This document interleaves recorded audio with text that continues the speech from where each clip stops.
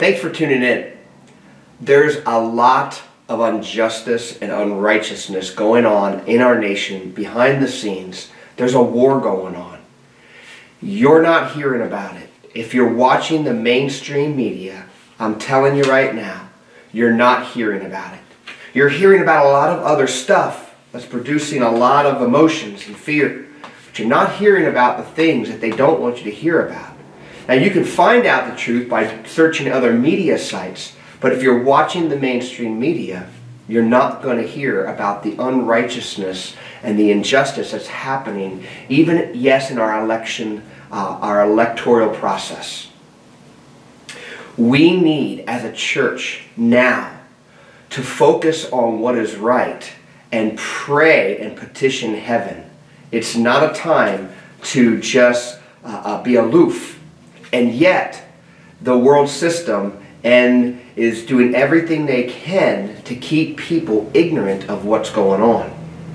In prayer yesterday, I felt like the Lord said the church needs to be like the two spies that went in to spy out the promised land that God told them they were to go into. Now, the story, I hope, is Moses sent 10 spies in to spy out the land, and 8 of them focused on the wrong message. They were focusing on the giants, the impossibilities. They were fearful. They were emotional, fearful, and their result was, there's no way we can deal with this. The other 2, Caleb being one of them, focused on what God said. What God said was right. And though they saw the giants too, they focused and they had faith in a God who promised that they're going to go in, He would take care of them. What the Lord spoke to me is, church, we cannot be like the 8 spies focusing on the wrong message in this hour. For if we do, we, like those 8 spies, will see the naturalness, the natural impossibilities, the message that the world system's showing us to shut us down, be fearful, so that we do nothing. No, church, it is time to be the Calebs, to rise up, to say, God, you are a God of justice and righteousness. And so, church, I'm telling you, we need to be like the 2 spies, focusing on the right thing, praying the right thing, believing the right thing, and moving forward in the right thing. Number 2, the Lord showed me yesterday, that right now in the world and in our nation, it appears that the enemy has got the victory. The pins are set up. And they're ready to be knocked down by the enemy to score a strike against God and His kingdom. And the Lord said, reminded me, that is not a new tactic. And here's what happens every time. When Jesus Christ was about to be crucified, Satan had all the pins lined up for a victory. He had the religious system, he had the political system.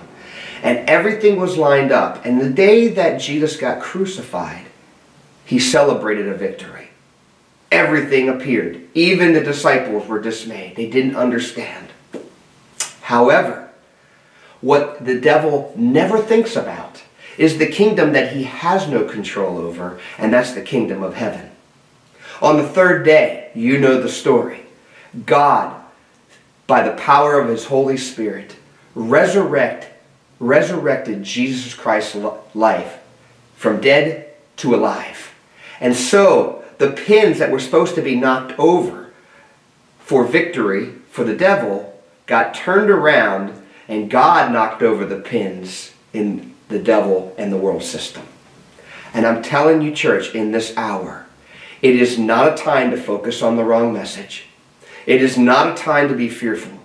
It is a time to rise up with faith, to put our rest in Him, and to petition heaven that all unrighteousness and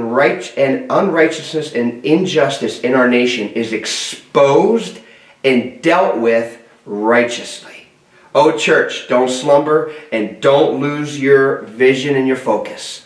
Focus on what's at hand. Fight our battles in the supernatural, and let's petition heaven, because we believe and we desire that the God of justice will break through. So at the bottom of this website is a link that you can go to. I encourage you to go to. It's called Give Him 15. And every day, if you subscribe to it, you can get it on your phone. It's an app. You can get it by email. Every day, you're going to get a pinpointed prayer on how to pray in this hour for what's going on in our nation. I encourage you to do this. It will help you pray, and that's what we need to do. Thanks for taking your time. Please subscribe, and let's petition heaven.